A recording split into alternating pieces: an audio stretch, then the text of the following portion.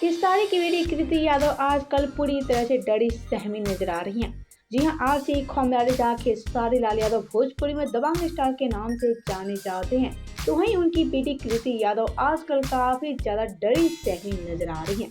जहां कृति यादव भोजपुरी इंडस्ट्री वालों से पूरी तरह से डर चुकी हैं और ऐसे में कृति यादव को कुछ समझ नहीं आ रही है कि आखिर कृति करे तो क्या करे।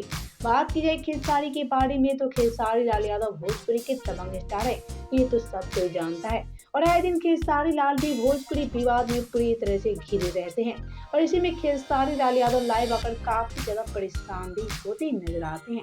लेकिन एक तरफ जहाँ खेसारी के पीछे भोजपुरी इंडस्ट्री पूरी तरह से पड़ चुकी है, तो वहीं खेसारी की बेटी कृति यादव आजकल भोजपुरी में काफी डरी सहमी नजर आ रही है।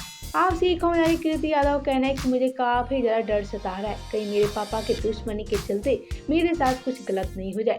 क्योंकि कृति यादव जहां महज 15 साल की है, तब भी कृति यादव भोजपुरी में 2 बार पूरी तरह से बदनाम हो गई है और ऐसे में अपनी बदनामी के चलते आज खेसारी की बेटी कृति यादव भोजपुरी इंडस्ट्री से काफी ज्यादा दूर रहना चाहती हैं। यहाँ कृति यादव का कहना है कि मुझे भोजपुरी इंडस्ट्री से पूरी तरह से नफरत हो गई है